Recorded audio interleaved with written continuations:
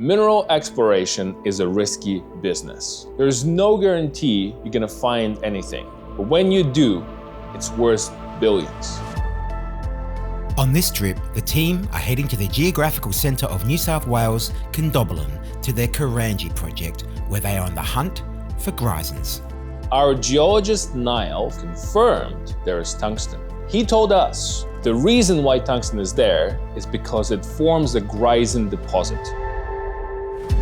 We'd found this altered zone within the rocks and found this nice shiny grey mineral. So we took the XRF, scanned it, and tungsten, loads of tungsten.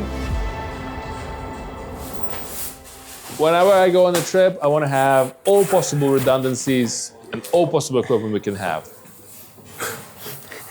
Whoever has legs can't sit in this seat. Roman wants to pack everything under the sun, including his snorkel gear. Car's too small, Dave. I just don't want to be in a situation where I'm in trouble and I don't know how to get out of it.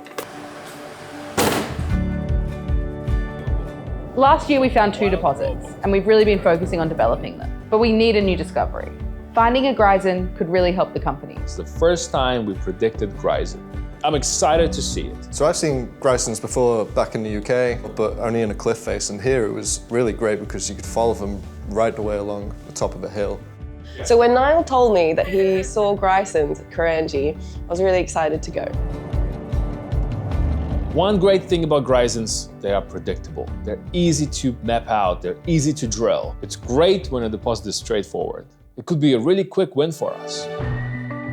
Another potential win could be their El Kedra project. So in this industry, you've got to spread your risk. You can't put all your eggs in one basket. As we're driving to Kurangi, Niall and Tom are right now in the middle of the desert in one of our projects, El Kedra, and they're finding some gold. Hey Roman, how's it going? Hello, Tom. How are you doing? It was a hard day. It was very, very rocky terrain for shoveling, but we got through it. Yay, great. The highlight of this trip was finding gold in an AI target soil assay. This means that all my digging was not for nothing. Tom and I were out digging soils in Northern Territory, and we were really excited to hear what was going to come out of Kurangi.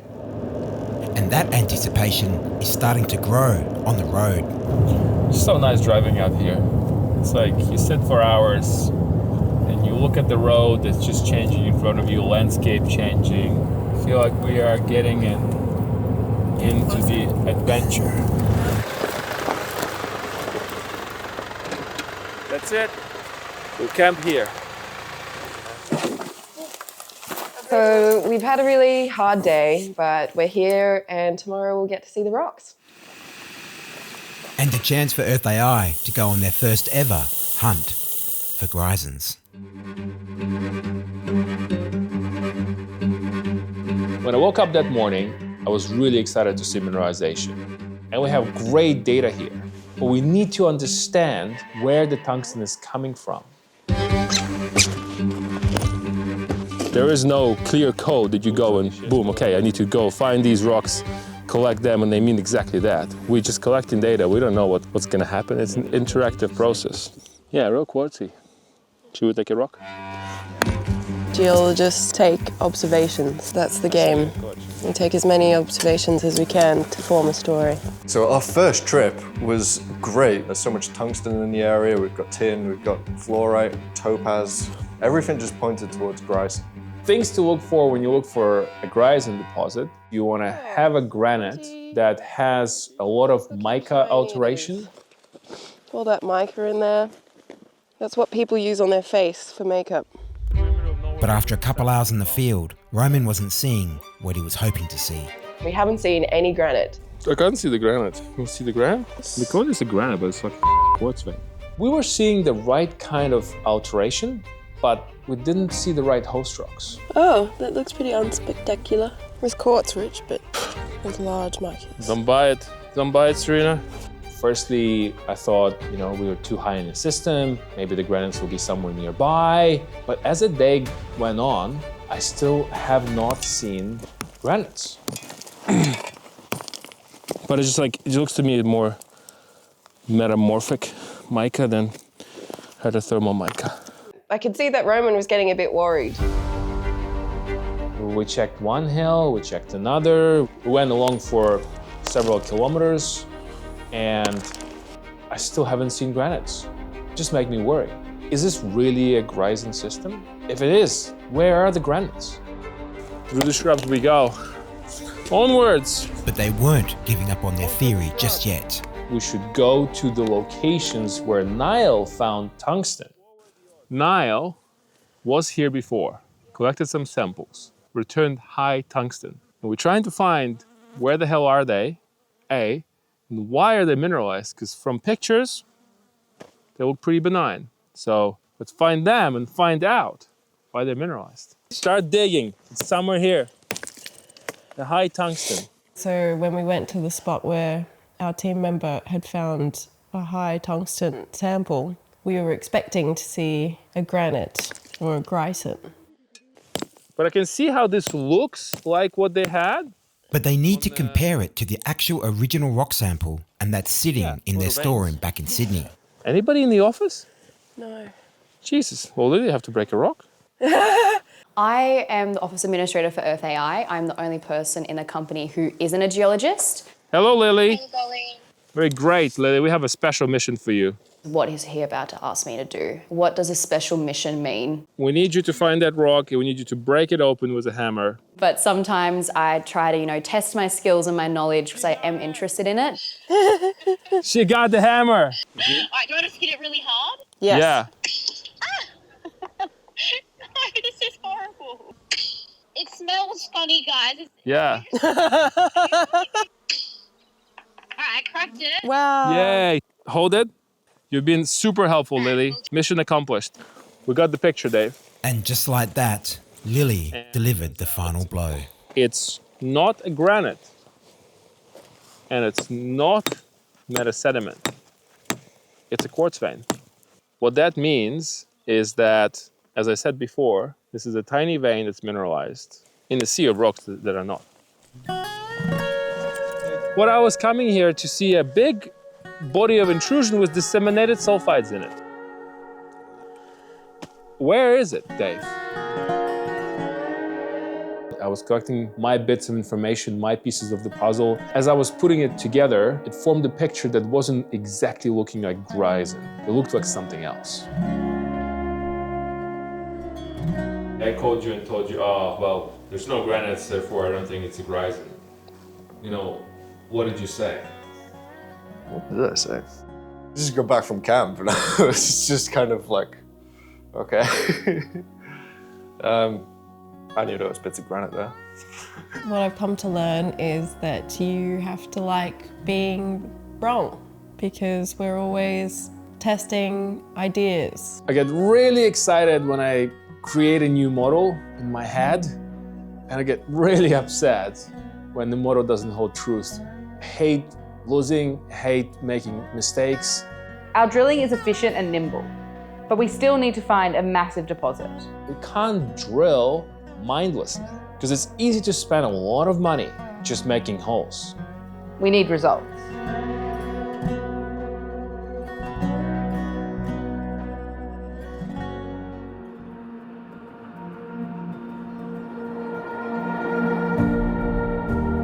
Being an explorer, you have to climb through all sorts of obstacles. This one was a solid one. When the process gets a bit slow, Roman's always there to pick us up and keep going. Australia is just so huge, such a beautiful, huge country. So much land and so much possibilities and opportunities. This is insane. Look at it. It's amazing. It's just amazing. The first day, I was focused on checking for Greisens. Now, we have to be open-minded.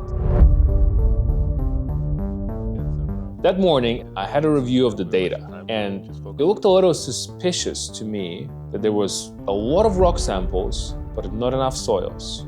Show me the soil, show me the pattern. I want to see the pattern, We changed tact with our exploration methodology. I think soil geochemistry is super helpful to understand the metal distribution in the area. Probably the best tool we have. They head back out for their final push of the day. If they don't find answers now, they'll go home empty-handed. Now we need to go back out there and look for new evidence that can help us understand why the mineralization is here. We went to the most understudied part of the geology, the shear zone.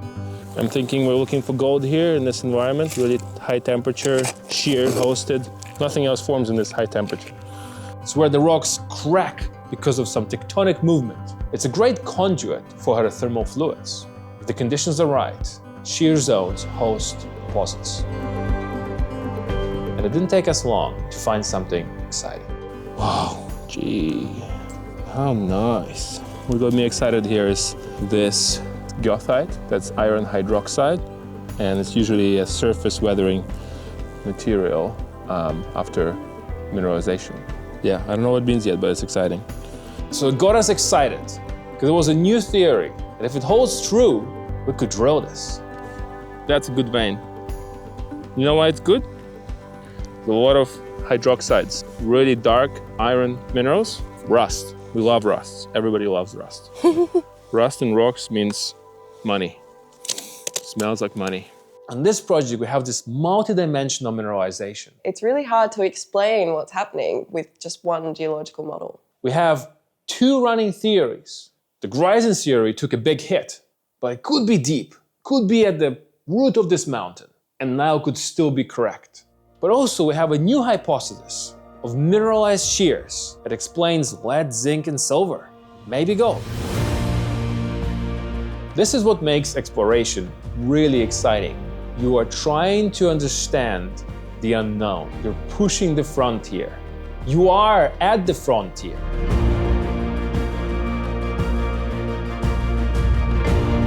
When deposits are feasible, they can be worth between $500 million and $2.5 billion. This is the big prize. We've been working towards this for the last 7 years. Exploration is not easy. It's always a roller coaster of emotions. But at the end of the day, I have my team, and they're always supportive and optimistic as we go through hell and high water in the pursuit of discovery. Family of kangaroos.